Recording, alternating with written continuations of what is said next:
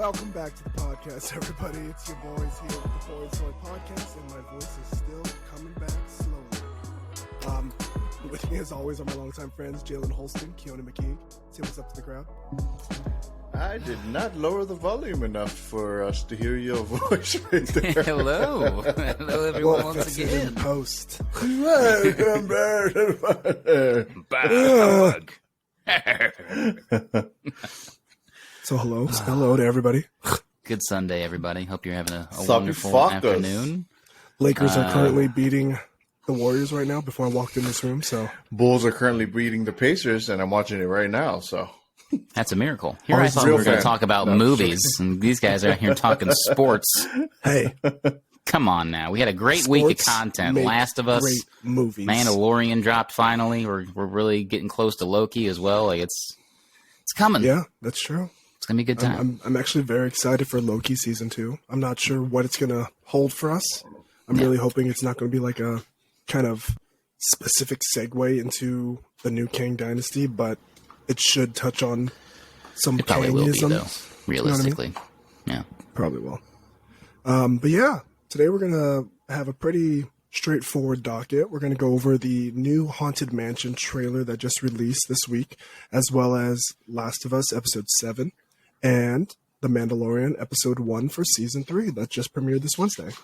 Kind of going off the top, I believe that this movie is a little bit more, for Haunted Mansion is a little bit more related to the actual ride at Disneyland. Keone, I know you've been there a plethora of times for the Haunted once Mansion. or twice, maybe. Once or twice. It's almost like you were employed at one point and worked on the rides at Disney. Yeah. You were selling drinks right outside the line, you know. Right. Actually, literally, it was right outside the line. That's true. Yeah. So did you see anything in this trailer that was kind of nostalgic, at least in regards to Disneyland itself?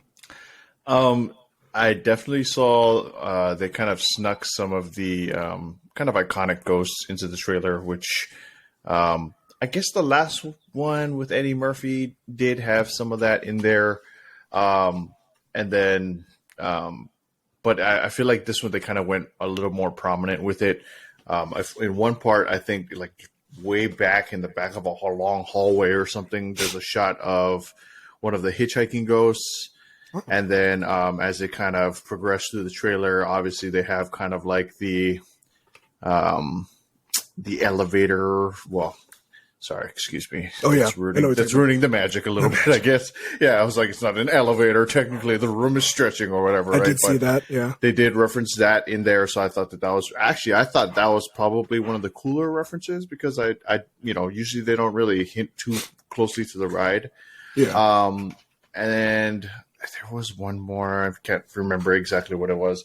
I mean, obviously they have like kind of the main characters in there. They have, the gypsy woman with the floating head deal kind of somewhere in there. But regardless, I have to say one thing that really stood out to me about this trailer was this actually looks like it'll have a little more spooky elements to it than the last one did, because I felt like that one was a little more kiddish. Not to say that this one won't be. Obviously, it's dropping on Disney Plus, but I think they went a little more with the kind of spooky nature of it. It's a little darker than I thought they were going to go with a Disney, adaptation. Yeah. So that was interesting to me. I was like, wow, they actually went kind of that far. The story plot looks interesting. I'm not sure. It almost looks like they kind of team up and fight the ghosts at the end there, so it's kind of like this weird. Yeah, there's like a weird. They're going to be deader, according to Owen Wilson. It's an interesting concept, but yeah, I definitely caught a lot of those little nuanced elements in there, and then on top of that, I just think it's really. I don't know. I'm actually kind of. It's a Disney Plus show, so it's not like I got to go out of my way to go to a movie. All right, movie. Excuse me. So it's not like I got to go out of my way to a theater to go see it, and if I got some time and it's on, I might turn it on. I like Owen Wilson, so Yeah. I'm glad you kind of ended off on that. Jalen, in regards to the movie itself, we got a pretty stacked cast. We have Owen Wilson, we have Rosario Dawson, we have Lakeith Stanfield, who is a phenomenal actor, especially in the last decade or so. We have Tiffany Haddish, who's coming in there for a little bit more of a comedic role. Do you think that this necessarily should have been a Disney Plus movie? Or is that kind of telling in regards to the quality of the movie if it's just going straight to Disney Plus? I mean, I think it could also just be a progression of how good their movies can be without having to drop it in a theater. You know, it's kind of the same arc that we saw Netflix go on like a couple years ago, right? When we start seeing, good point. Some heavy hitter actors taking these Netflix movies. You know, I mean, what was the one that, what's her name? They were like the assassins that keep dying. I can't believe I'm blanking on her name right now. Assassins keep dying. Charlize Theron. Charlize Theron, right? Card, You know what I mean? So, like, you got yeah. people like that taking Netflix movies. I mean, that's kind of just the progression of things. So, yeah, I think that's just really what that is. I like the trailer. It looked cool. Looked like the effects were always, top notch because Disney's, not short on the money in any capacity. So if they want to make the deadlines. Right, yeah. Exactly. So, I will say, though, there is a little bit of salt in my veins, as Rosario Dawson, as mentioned, is in this trailer. Still have not seen any teasers, not like a quick update shot of Ahsoka. So, what's the deal? What are you soaking? A lot of tears and salt. Because Super random. I just don't understand, because clearly she made this movie while she was filming Ahsoka, if this is when the trailer's dropping. So, where is Ahsoka? What are we doing? I don't understand. She's dead. I'm just kidding. Wow. I'm at the show. Okay. Not Anyways, hopefully we actually do get some, because when you brought it up, I was like, wow, that's actually very true. Ahsoka, because typical Disney, announce things for Star Wars, never kind of back it up unless it comes down the pipe, maybe like years and years later. Ahsoka was one that we at least had some indication that it was a real thing. Like, it's actually happening. Like, they were in production. Yeah. Like, they showed us production things. So where is the trailer? Like, where is it? Like, what are we doing? That's why I'm so confused. Do you think it has anything to do with the fact that, like, Obi-Wan and Boba Fett were kind of, like, received poorly, I guess? Because even Obi-Wan kind of wasn't really well received when it came out. A lot of people were expecting a little more. Do you think they're kind of just, like, going back and maybe reworking they said on it that they a were little going to bit? slow down releases for Disney Plus in general because they wanted more quality over quantity. But I'm sure that kind of rolls over for both Marvel and the Star Wars side. Also, super random. I was going to say, because I love Lakeith Stanfield, just saying, if they ever did like a live action Incredibles, Frozone, it'd be fantastic. That's a great fan cast. That's a shout right there. I like that a lot. Just saying. Why? I mean, over under that Eddie Murphy actually makes a cameo. Oh, in this one? Yeah. As a ghost, it would be kind of cool. I mean, I'll leave it at like 25%.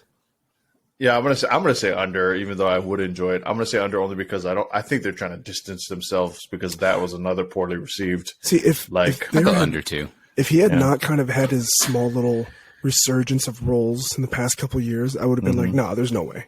But now that he's kind of popping up in things here and there, I'm like, you know Beverly what? Hills Cop apparently again. So maybe that one. Also, when you brought it up, I have a question. Do you think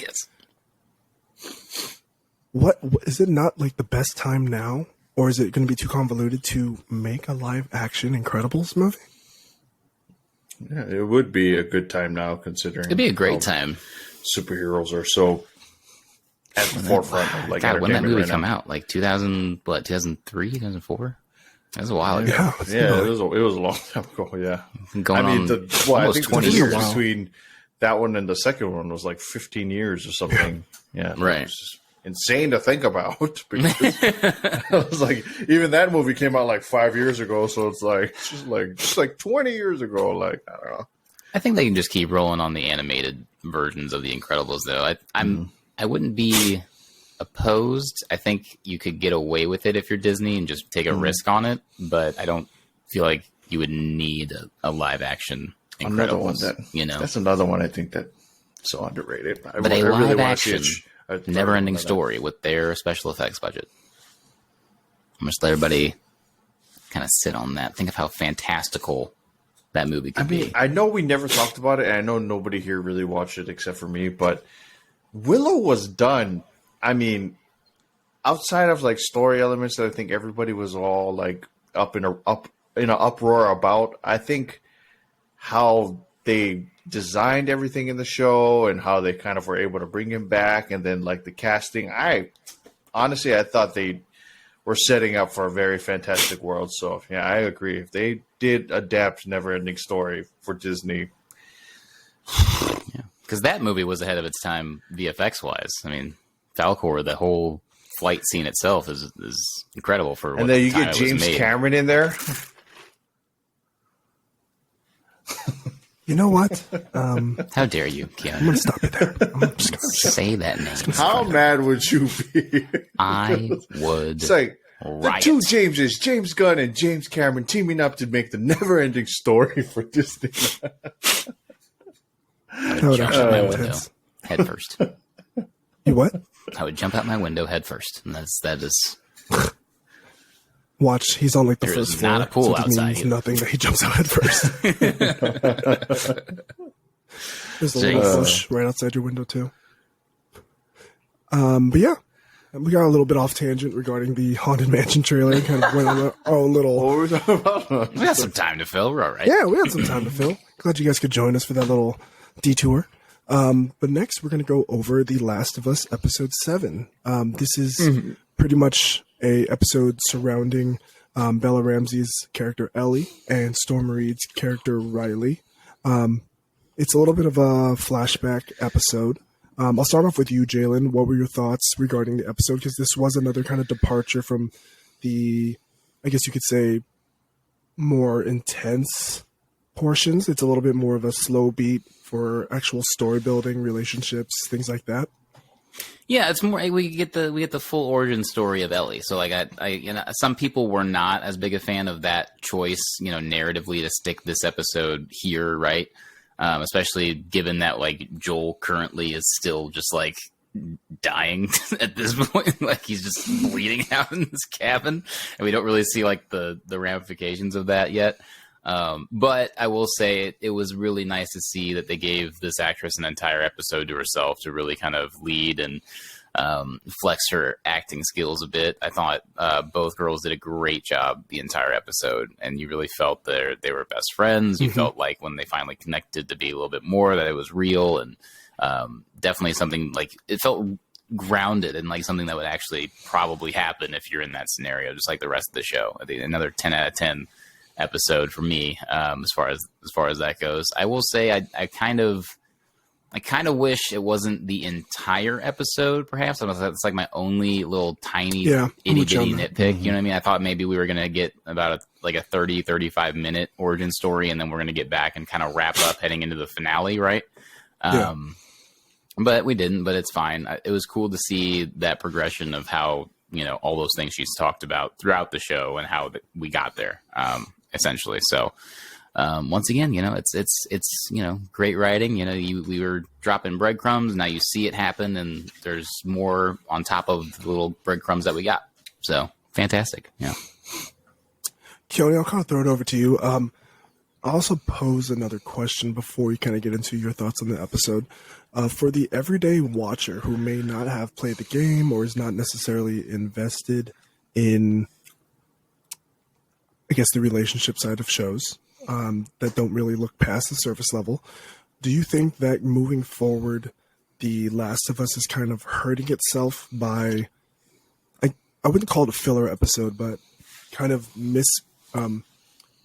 skipping over, beating how it goes, where it's post-apocalyptic, trying to survive the infected, all of a sudden it slow beats it into, hey, let's focus on the relationship between these two characters. Oh, let's go back into the infected, how are they going to get away? Oh, let's go back to these two characters and how the relationship works.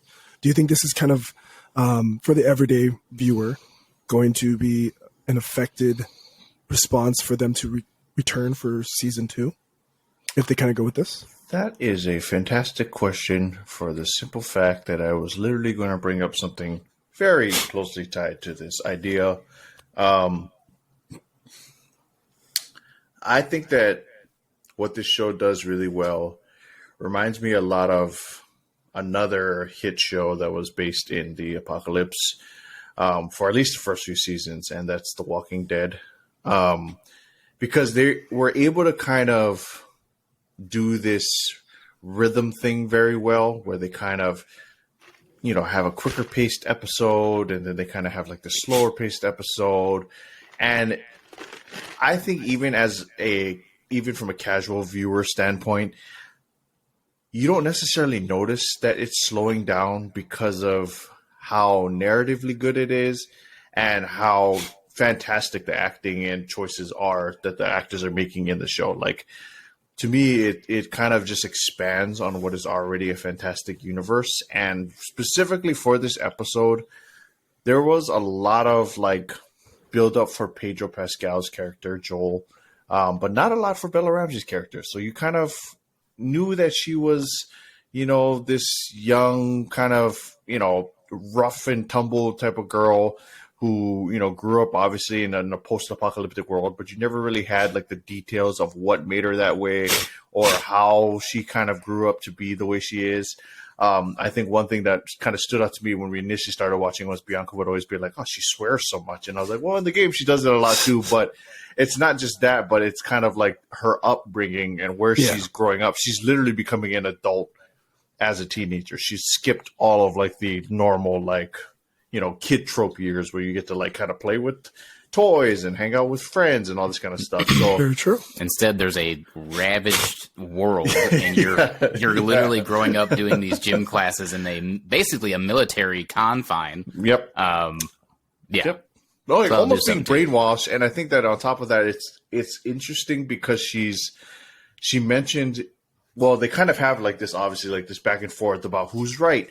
And I think for young people to be having these kind of like larger like conflict type of debates amongst each other is like insane to me, because the two of them are literally going back on like ideologies of the Fireflies and ideologies of like, and it's crazy because like obviously you see like the two standpoints. Like one is like, oh, come on, we need structure, and the other one is kind of like, are you kidding me? Like the world before was so much better and all this other stuff. And that happens so often now in society too. So it was an interesting dynamic for them to show with the two of them kind of also, obviously, and spoiler alert for those who haven't seen the episode, but what are you doing? Go watch the episode.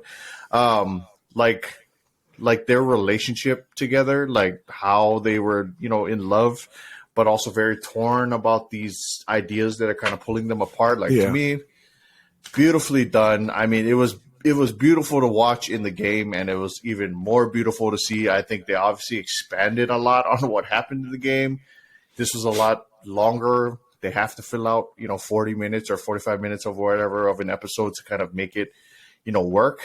I think they did it. They achieved it. I mean, like I said, I do agree with Jay, though. Like, they could have kind of had maybe like half an hour and then maybe went from like 15 to 20 minutes of kind of getting back to what's going on. But, all things told, I don't think anybody's going to complain about one episode. And, long term, you'll probably look back and be like, I'm so glad we got to see this part of her character. And on top of that, Storm Reid, fantastic. Like, she's in like everything right now, right? Yeah, she's exactly. Like Euphoria. And it was like, she was in a horrible film called Wrinkle in Time for Disney, but she was great in there. Let's not speak of that one.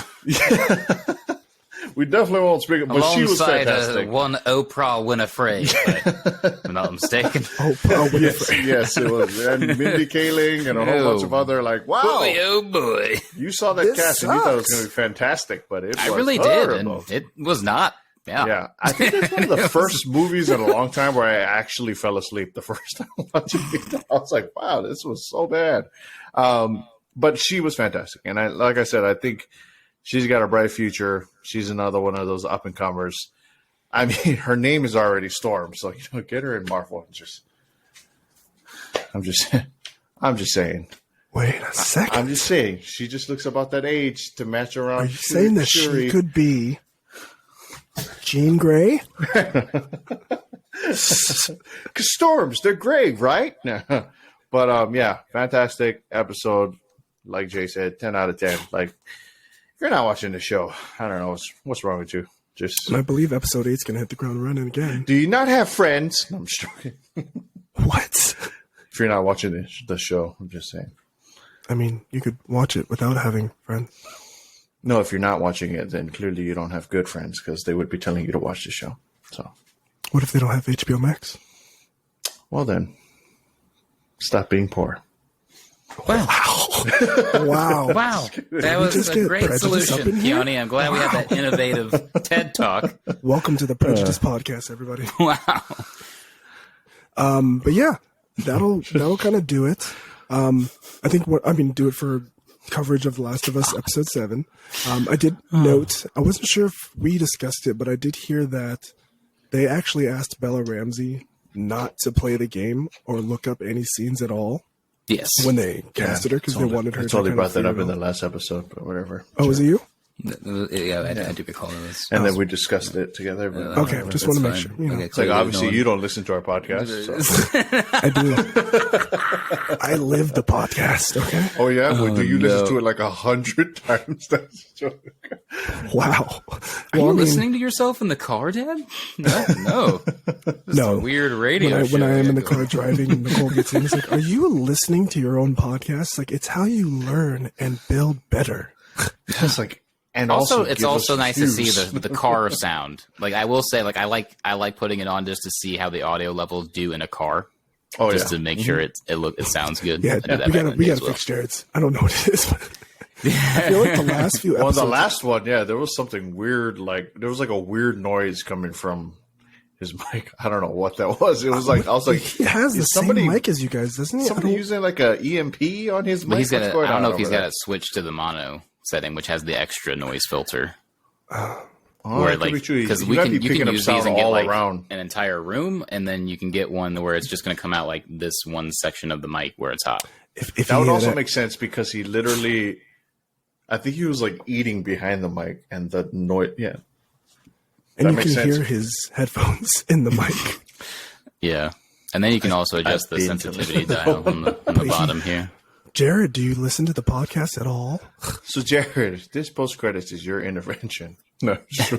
Basically, If what you- we're saying, Jared, we need you If to you get it listen to together. this bud. podcast, each of us will Venmo you $5 each if you can just come up to us and say, "Hey, I swear heard he the just got podcast." new headphones. Like he has this new mic. Like I'm He's like, ready come to on, roll. man. You are a Twitch affiliate. Get it How together, bro. dare I you? need you to be better, okay? That's what I tell my players. What should I do, coach? Be better. That's it. Just be better. Yeah. But we yeah, should, that'll we do. should get together and talk about a lot of coaching stuff sometime. Maybe, like, Yeah, maybe it's another segment or something. It's weird. maybe we'll call it a little bit of a team huddle or something like that. Team you know? Huddle, yeah. Another Athletes Anonymous segment we could Point Sawyer. put together. Team huddle. Weird. Stay tuned. Brought that up. If you don't watch, X's and O's. And other No. coaching Is not names. the title. I think we settled on Team Huddle because that was pretty rock we solid. should actually title it. That was the Point name. I was Sawyer's just throwing out Tom coaching Brady's iPad. name things. Get time Brady's. Tom Brady's Oh, iPad. good That's Lord. So we're just a broken podcast. Yes. over and over and over again. Welcome back to Post Credits, where we talk about movies. Oh yeah, you're right. We are talking about movies, huh? But yeah, the last thing we'll cover today is the premiere of The Mandalorian season 3, episode 1. The what? We are back in it. Jalen is ready to go. Jalen, let us know your thoughts on the first episode. We got Grogu back. We got Din back. We got Carl I always Weathers. I forget forgot his Carl character's Weathers. name. I always forget his character's name. I just know him as Carl Weathers. That's you all. know what I'm talking about. That's all I call him. I think that's all you have to call him. We got Katie Sackhoff at the end of the episode. We We got did. him kind of seeing other Mandalorians pretty much being rejected, saying, "Get out, you We suck." got that one kid with the lisp in the beginning. Yeah. Get the way. This is the way. Yeah, it really. It took me out of it for a minute. Yeah. No, for a second I was like, I I was like, is couldn't. this like a flashback of Din becoming a Mandalorian? I thought Like, that's what was going on. It's I so also funny you thought said- she was making baby Grogu armor, and I was gonna fucking lose my mind, and then it didn't happen. So It's so funny you said that because I literally was telling Bianca, like, initially I was like, I don't know why I feel like this is like a swerve, and then Mando's going to come in and save everybody, and then turn off. That's exactly what happened. I was like, They find every way to make him a complete badass in the first episode of the seasons that he arrives in, and I do count Boba Fett as a separate season because he's still a badass when he walks in and helps out Boba in that situation. So yeah. What I thought was funny was when they put the helmet on the kid, like you hear it go. I was like, that thing just went right over his hair. You can still see his hair sticking out. Yeah. Yeah, it didn't It's go not lock sealed. tight. Like, He's just like, I know I can't take it off, but like, how do I fix the hair situation underneath here? I feel like it should be all the way in. They're like, nope, it's stuck there. You can't it's like take you it guys off. invited me to go eat dinner. I gotta, you know. I lift really it up wish to I had eat. tied it up prior to you putting it on. That would actually be kind of funny. It would. So, like, for Mandalorians, I was wondering if you could tell us, Jalen, they're not allowed to lift off their helmet, of course. Are they, like, even if it's around other Mandalorian? It's just specifically this one kind of faction that Din belongs to that holds that accord, because other as you've seen, like, you know, Sabine and Bo-Katan, like that's just, yeah. And Bo-Katan talks about it a little bit towards the end of the episode. What happened with the Mandalorians was, like, when the Jedi eventually kind of that war ended and they were, you know, conquered at Mandalore, the politics and the hierarchies of who thought they were the best house kind of turned Game of Thronesy, and so you had all these weird little factions of Mandalorians start to develop, and that's what Din belongs to. There's one specific one that is so devout you could consider them like, you know, like Catholics almost. Like, they're just so crazily objectively about the tradition and the ways of Mandalore from top to bottom that's where they get the whole, like, no one removes their helmet from. So, like, his specific clan that he belongs to believes in that heavily. So it's not an overall arcing, like, Mandalorian practice.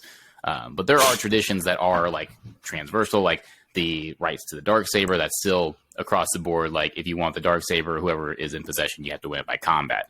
To which technically Din still has the Darksaber. So if, you know, Bo-Katan wants it back, she actually has to defeat him in combat unless he's actually willing to just hand it over. Do you think she's going to be a little bit of a heel this season? I would like her to be, because she, like she said, I mean, I know we're skipping to the end. We'll go back to the beginning parts that I liked, but, like, you know, they have that it's interesting how much they put into like it was like a 1.5, 2-minute scene at the very end of the, like, you see where her character is, where we're going to go, and, like, the conflicts between the two of them and how that's going to obviously bubble over, because she still had issues with him from last season. And now that's carrying into what she wanted to do, which is to take back Mandalore. Obviously, she can't do it because she doesn't have the Darksaber, didn't want to fight Din for it. Lost and her now there's crew. going to be a whole lost her crew, like, lost her followers. Like, now she's just not even she's a shell of what she used to be. So all that loss is compacted in that conversation, which is going to be really interesting. I do feel like we're going to get some more Jedi interaction for some reason. I don't know why. But I know Luke technically is the only one really running around right now, but I do feel like with how much is tied into the history of Mandalore, I wouldn't be surprised if Luke comes in and then maybe, you know, Ahsoka essentially. I would also not be surprised if a couple of people from Rebels came in there, and because technically the little one is still alive at this point, so he would be like mid-30s, somewhere in there. Is that Ezra? Ezra, yeah. Ezra would still be alive at this point. So, who's your fan cast for him? Honestly, I think Miles Teller would be great. Ooh. They can snag him for an episode or two. He'd be a really, really awesome Ezra, I think. Damn, that would actually be pretty cool. I wonder if he's even like a big Star Wars fan, you know? I feel like he is.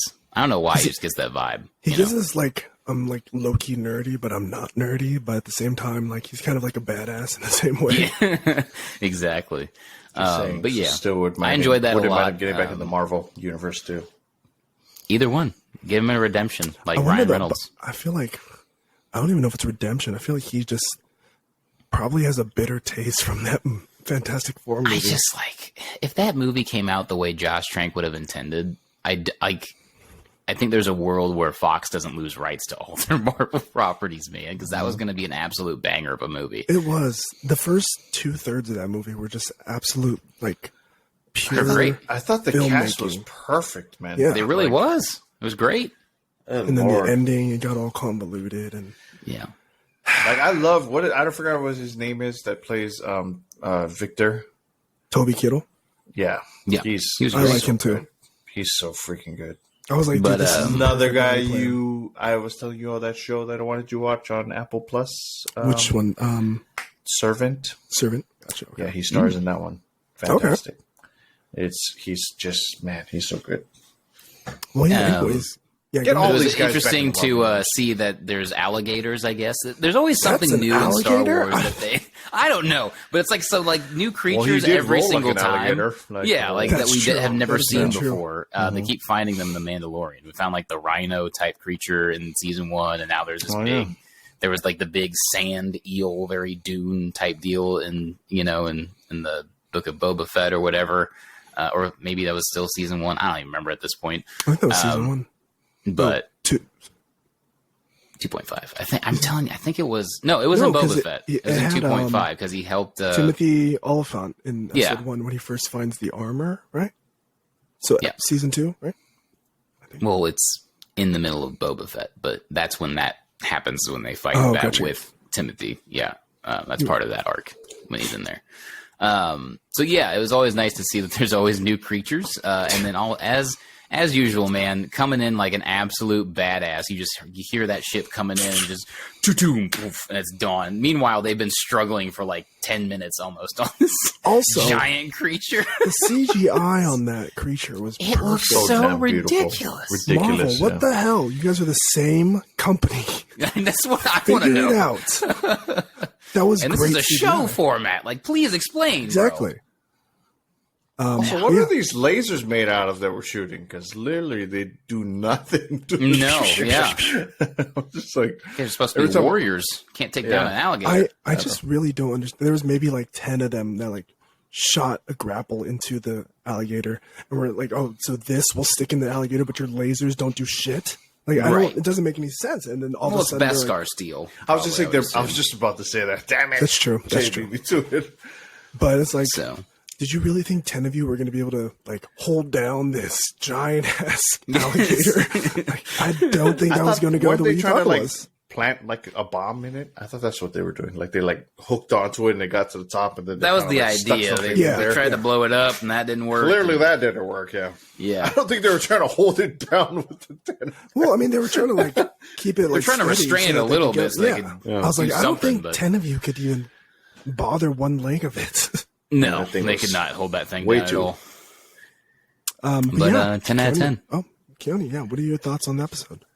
I mean, it from just the very beginning. I was already telling Bianca. I was like, my prediction is that it's not even him, and it's going to be like he saves them in this big fight moment. And sure enough, he did. It's funny because I feel like for the first, I'm not saying he's not a badass. He's a badass, but there are some moments where I felt like I'm like, come on, Mando, like, come on.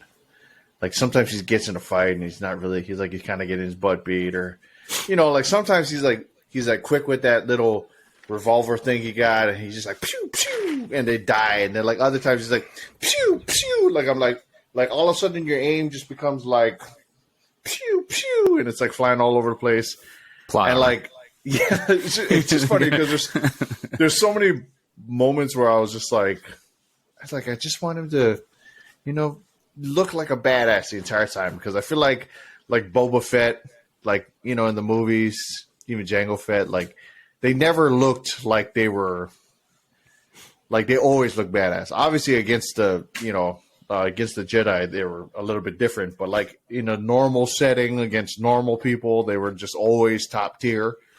So that was one thing that always bothered me throughout the seasons, was like there were moments, where I'm like, I feel like Mando should be able to beat all these people, and then he does eventually, but it feels like it takes him a bit to get to that badassery that I'm expecting from him. So in this episode, I was just happy that they're starting it off on the right foot. I'm hoping that the rest of the season, I just need him to be top tier. You know what I'm saying? Like, I need him to be the best of the best. Like, I can't be seeing him get his butt kicked in a normal fight against some random dude. Like, that to me is just like, it takes me a little out of it because I'm like, I thought the whole thing was like they were damn near like, you know what I mean? Like, they were the best. They're elite. So in my head, it's just like, you should have never lose in any sort of Are conflict. they elite? Anytime we've ever seen them in Star Wars, they die. To Jedi. But, I mean, it's not like they're like fighting like some random dude and he's just like pew pew and then like they die. It's usually like some epic cool way that they die. That's It just felt like he's just like it's a normal person. Like it should be, and maybe if he gets to somebody who's like another Mandalorian-esque elite tier or something from, you know, the stormtroopers or something. like Bo-Katan fighting him, and it's just like an all-out brawl.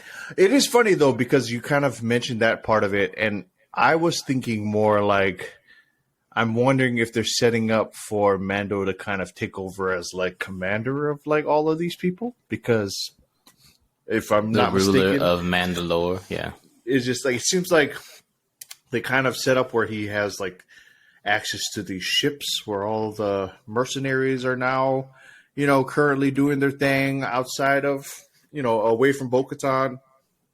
Even Bo-Katan's kind of like former followers. I just feel like they're all waiting for the dark saber to be, you know, helmed by somebody. And I feel like it'd be pretty damn cool if eventually he does get to be like the leader of all of this. But, yeah, I mean, I guess that's just me hoping to see more like full-scale Mandalorian-esque stuff going on here. But I mean, even in the trailer, we just see like a dozen of them drop out of a ship, so it's going to be coming at some point this season. yeah, There's going to be. the approach to like the attack or whatever, the infiltrating Mandalore is happening. Like that is going to be the big set piece. You know what I mean? So, like, who So currently rules Mandalore?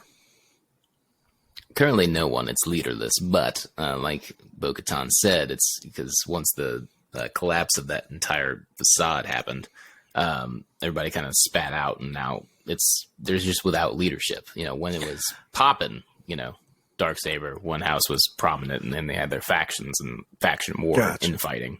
But once all that collapsed, that's how Jango ends up being, you know, a mercenary for Jabba, and Boba Fett finally, you know, finds his way similarly, but still practicing the ways of a Mandalorian. I completely forgot whatever happened to what's his name's character, the actor who we all want to be Professor X. What's his name? Giancarlo Esposito. What happened to his character? I forgot. Like it's been a while because I did a recap and watch it all over again. From what I recall, I think like he lost his entire position in the Empire, and he might just be dead from having to deal with Lord Vader. I mean, Lord Vader. Oh yeah, that's true. Yeah, I mean, he fucked up colossally, or not Lord Vader, but like, you know, he lost his position in the Empire, or that I is guess one thing the beginnings of what's going to then become the new First Order. First Order. I forgot this is post, you know, whatever. Gotcha. So I did think it was interesting that they also mentioned in the episode how they got rid of Gina, whatever her name is, his character. Gina Carano's character. Yeah, it was just a one-liner, no big deal. Yeah. What did they say exactly? I was like, I felt like it was just enough to, you know, give me that nugget of where that character is, and that's all I need to hear. So many shows just don't do that enough when there's something, simple. and it's not hard. Like, oh, she got recruited to go do this thing. Okay, sounds plausible. Sounds like a thing her character would do. Great, we're moving on. Like that's. I think she became like the sheriff or like the commander of something, and I was just like, that makes sense. In the last Meanwhile, one, perfect. Batgirl or Batwoman can't figure out that we just recast and keep it the same character. Instead, we do this whole flippin' Maru and say, for some reason, Ruby Rose's character dies, and then this person has to come in, and then we get a whole another origin story of another Batwoman, which makes no sense because the one we just saw just got done with her origin story. So we've got 2 seasons of origin stories back to back, and it doesn't make any fucking sense. And now she's playing Red Death and The Flash, and I'm out. Like I made it to episode 4. This was a travesty. Ruby Roses? Grant Gustin deserved better. The girl that played second Batwoman. Yeah. Oh, gotcha. That, and Red Death is supposed to be this, alternate dimension version of Bruce Wayne that gets access to the Speed Force and then comes back in time to like kill Barry Allen for whatever. I can't remember the exact That reason. literally sounds like one of the worst possible villains you could face. It is an awesome Batman villain, with and more I was speed. so hyped. And then like I thought they could give Grant just like one more like season 2-esque with Zoom type quality season where like we're building the villain and the villain's cool, and then they just fucking shat the bed and told us who it was 3 episodes in. I'm like, well, what the fuck am I like? What I'm like, and then of course when I saw like as soon as they brought up like Batgirl or Batwoman or whatever, I was like, I swear to God, and then she did the whole like villain mask off, like slow, like mean face thing, and I was like, Jesus Christ, I'm out, I'm done. Those first few seasons of The Flash, good lord, 1 through 4, man. 1 through 4. I'll argue good. 5 as well. I will say actually 1 through 5 are great. 5 was who was the villain? That was the one where they didn't do Godspeed, and they should have. Oh, gotcha. Yeah. Okay. That was my biggest complaint because they had done speedsters every season till then. That was the one he did. I think he did not Brainiac. The Thinker. The one with the Thinker, yeah. And my argument was like, I understand like the writers thinking and wanting a break from a speedster villain, but also like with how well Godspeed was written in the comics, if you adapted that, it would have been a similar vibe to Zoom, and it would have been really cool to see it on live action. Yeah. Agree. But anyway. Well, we're talking about Star Wars. Star Wars. Back to Star Wars, everyone. Sorry, we went on a DC tangent. We're just everywhere today. But I did like the I don't know if it was kind of like a nod to Attack of the Clones, but the little ship battle in the asteroid belt. Oh, that was beautiful. Yeah. We haven't That was had so- one of those in a while. I know, huh? that was No, so we have good. not. Like a real space chase, like battle. I don't think when we've they were had like, one in "Oh." a long time. We lost him. Does anyone have eyes on him? It's like, he's hiding on a rock, isn't he? He's hiding on a rock. Look at that. And then, So I was like, oh yes, let's go. it was so good. I was like, what a savage, bro. You thought you were actually going to catch this man, bro. You're pirates. Imagine. He's a Mandalorian. But I did like the... I don't know if he's... It's like... The first episode was fine, but I don't want like an overdose of like too much of him being so vulnerable with Grogu. You know what I mean? Like, Yeah. he's being very father-esque, and rightfully so, but at the same time, there's just like... I feel like this could be something that gets in his way at some point in the season, or kind of like dilutes or his thought process on something. I don't know. I think they're kind of past that point already, as far as far as I'm concerned, because he literally pulled him from the Jedi Training Academy to be like with him. So I feel like they're at that point where he has to be fully committed to like his relationship with Grogu, because it otherwise wouldn't make sense. Like, you pulled him out of something that literally could change his life. This was a life-altering decision you made for your pseudo son. And I mean, if you go backwards, it feels like it would just, I don't know, it wouldn't really make sense to me. Well, it wasn't even Mando's choice; it was Grogu's choice, right? Yeah, That's exactly. In the 2.5 arc, I'll call it. We get to explore that, with Grogu himself. There is some controversy regarding how Luke handled that situation as a Jedi Master, knowing. Putting a student who is supposed to be getting taught, detachment and whatnot of this nature, if that was a really good thing for him to be doing. But ultimately, Grogu did make that choice, and Luke already knew the outcome. Like, he gave him the training he would need, so he'd be a little bit safer with himself, but he is not going to push it over the edge and teach him the full gambit of Force knowledge that he has, obviously. And that's really cool to see.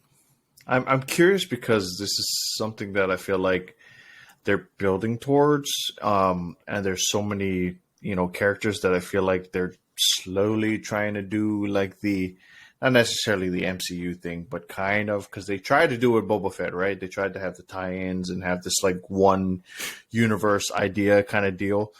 I'm curious, like, how long do you guys think they're gonna kind of like, how long do you think Mandalorian can go on for if they're trying to like slowly piece in all the different things, so that one, like chronologically it makes sense, and 2 they can kind of keep it interesting. I think there's a good 5 seasons of Mando. 5 total? I do. Yeah. I think we'll have this, another one, cameo And then the in one where between, he dies. and then I do think that's And the then end the for one Mando. where Though. Grogu That's- becomes It has to be, Mandalorian. yeah. I mean, if it's based on westerns, which is what is his name? The director has like constantly said that it's supposed to be about. Like, I think you eventually have to end it with him dying. Westerns have always been that way. It always ends Right with off them into the either sunset. or riding off into the sunset, but technically they're dead and they fall off the horse, kind of deal. You know what I mean? Like, So morbid. it's one or the two. It's one or the other as far as like westerns are concerned. Like in my head, two possibilities. Will it take you guys out if, like, by season 5? Apparently, Jon Favreau has said that each Jon season Favreau, that's his name. Good lord. has been saying that there's been like 2-year jumps in between each season, as well as his training with Luke. I think I know where you're going with this question. Do you think we're gonna see an actual like older Grogu? Grogu, I know you were gonna say. A teenage You know what Grogu? It's Yeah. like no, there's like 2 possibilities in my head. Like we see like an older Grogu, and it kind of takes you out. Like everyone loved Baby Groot, but then when we got like teenage Groot, it was like I don't care about him anymore.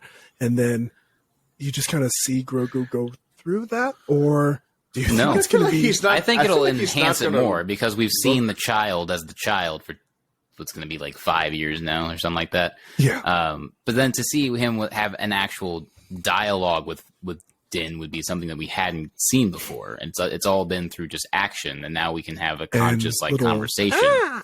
Right? Yeah, like that's about all we've gotten, and it's cool. So like to have that kind of dialogue and really get to like unpack some of the stuff that he's been through would be interesting, I think. And then obviously he'd be more powerful as well. Like he'd be leaning obviously more towards he'd being a have the Force, Mandalorian, and he'd be a have the Mandalorian. Force. Yeah, he'd be a Force sensitive Mandalorian. First thing we've ever seen Like- before. But then you're also thinking like, where the hell's this dude come?